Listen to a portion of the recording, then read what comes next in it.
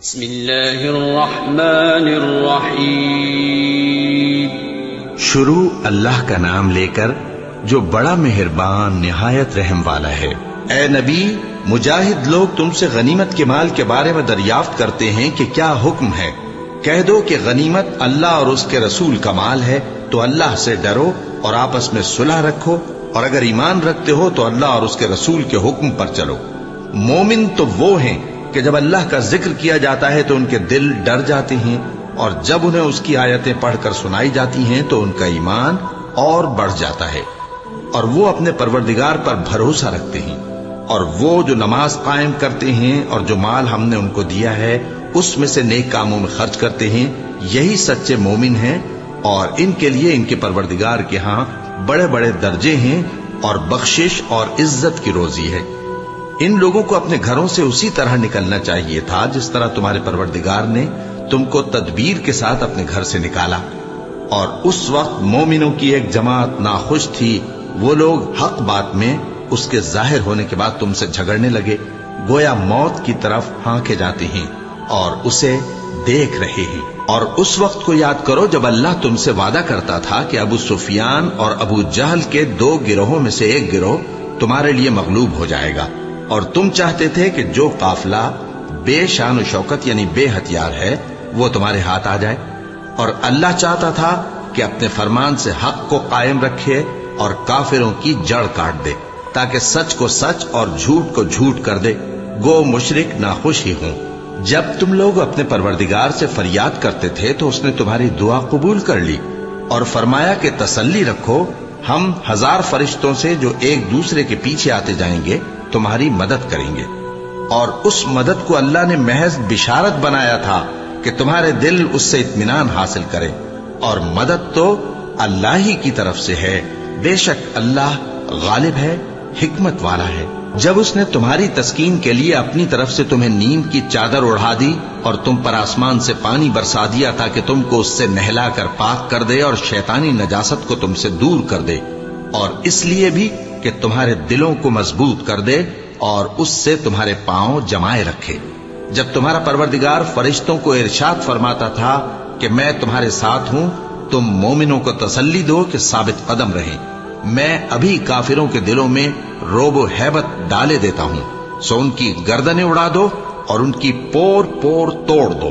یہ سزا اس لیے دی گئی کہ انہوں نے اللہ اور اس کے رسول کی مخالفت کی،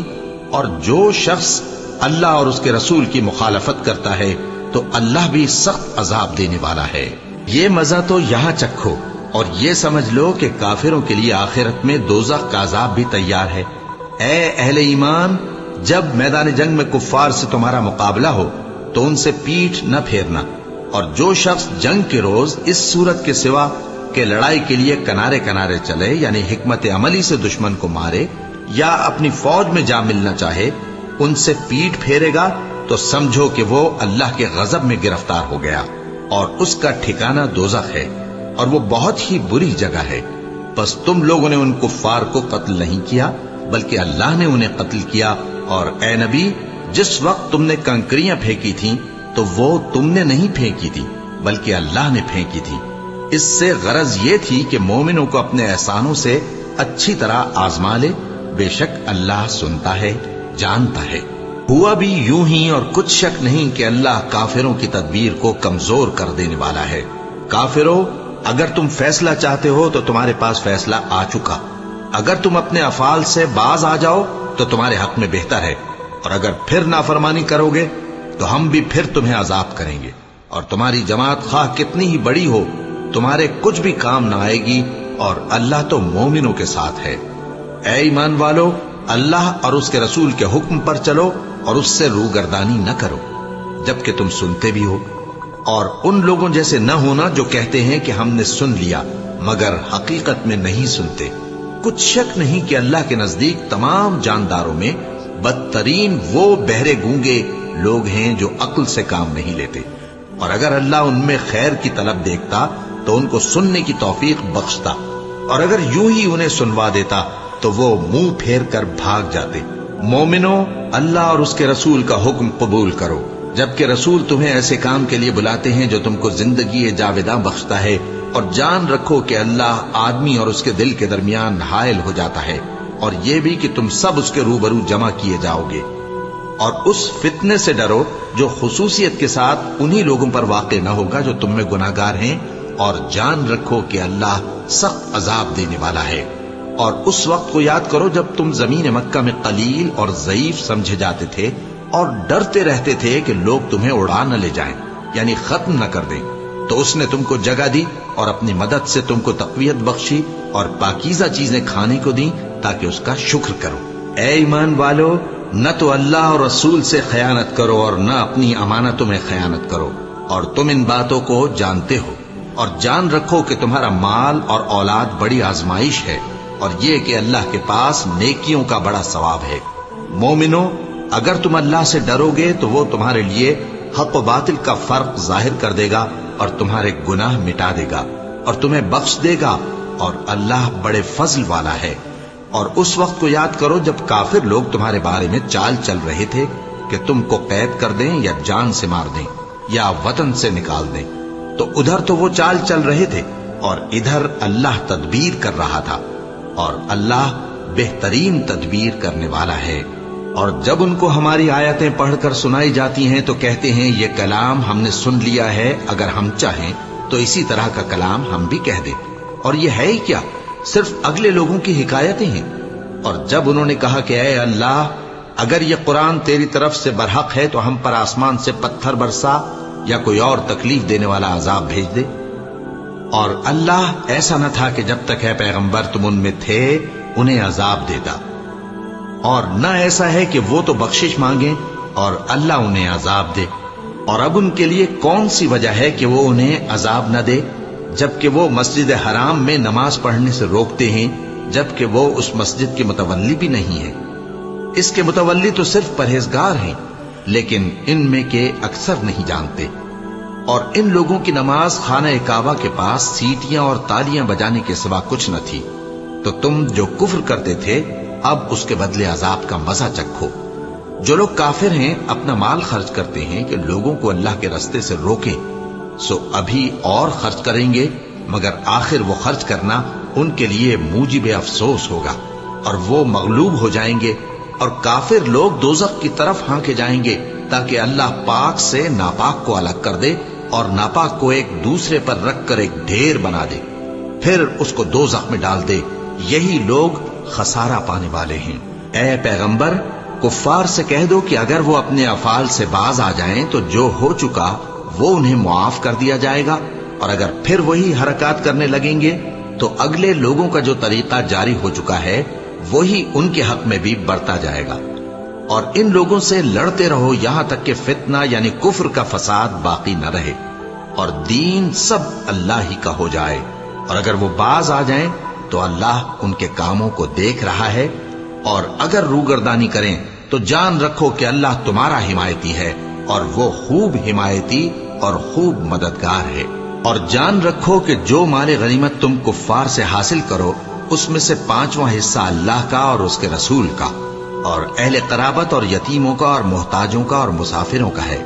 اگر تم اللہ پر اور اس نصرت پر ایمان رکھتے ہو جو حق و باطل میں فرق کرنے کے دن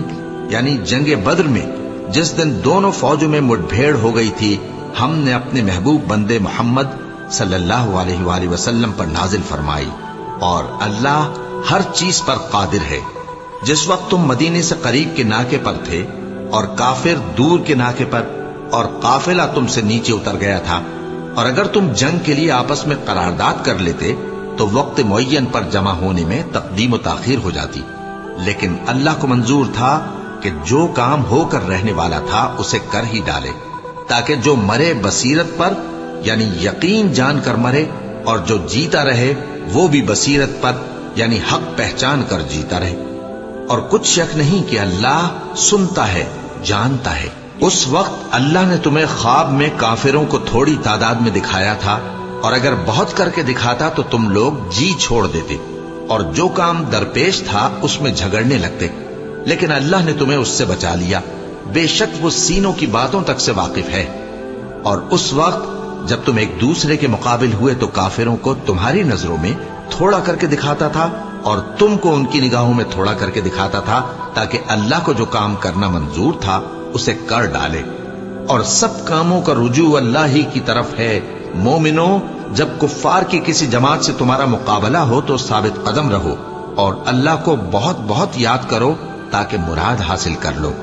اور اللہ اور اس کے رسول کے حکم پر چلو، اور آپس میں جھگڑا نہ کرنا کہ ایسا کرو گے تو تم بزدل ہو جاؤ گے اور تمہاری ہوا اکھڑ جائے گی، اور صبر سے کام لو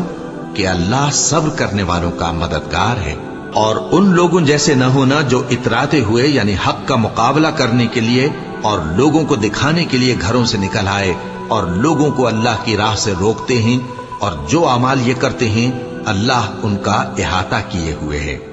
اور جب شیطان نے ان کے اعمال ان کو آراستہ کر دکھائے اور کہا کہ آج کے دن لوگوں میں سے کوئی تم پر غالب نہ ہوگا اور میں تمہارا رفیق ہوں، لیکن جب دونوں فوجیں ایک دوسرے کے مقابل صف آرا ہوئیں تو پسپا ہو کر چل دیا اور کہنے لگا کہ مجھے تم سے کوئی واسطہ نہیں، میں تو ایسی چیزیں دیکھ رہا ہوں جو تم نہیں دیکھ سکتے، مجھے تو اللہ سے ڈر لگتا ہے اور اللہ سخت عذاب کرنے والا ہے۔ اس وقت منافق اور کافر جن کے دلوں میں بیماری تھی کہتے تھے کہ ان لوگوں کو ان کے دین نے مغرور کر رکھا ہے، اور جو شخص اللہ پر بھروسہ رکھتا ہے تو اللہ غالب ہے، حکمت والا ہے۔ اور کاش تم اس وقت کی کیفیت دیکھو جب فرشتے کافروں کی جانیں نکالتے ہیں کہ ان کے چہروں اور پیٹھوں پر مارتے جاتے ہیں اور کہتے ہیں اب آگ کے عذاب کا مزہ چکھو، یہ ان اعمال کی سزا ہے جو تمہارے ہاتھوں نے آگے بھیجی ہیں، اور یہ جان رکھو کہ اللہ بندوں پر ظلم نہیں کرتا۔ جیسا حال فرعونیوں اور ان سے پہلے لوگوں کا ہوا تھا ویسا ہی ان کا ہوا کہ انہوں نے اللہ کی آیتوں سے کفر کیا تو اللہ نے ان کے گناہوں کی سزا میں ان کو پکڑ لیا۔ بے شک اللہ زبردست ہے، سخت عذاب دینے والا ہے۔ یہ اس لیے کہ جو نعمت اللہ کسی قوم کو دیا کرتا ہے جب تک وہ خود اپنے دلوں کی حالت نہ بدل ڈالیں اللہ اسے نہیں بدلا کرتا، اور اس لیے کہ اللہ سنتا جانتا ہے۔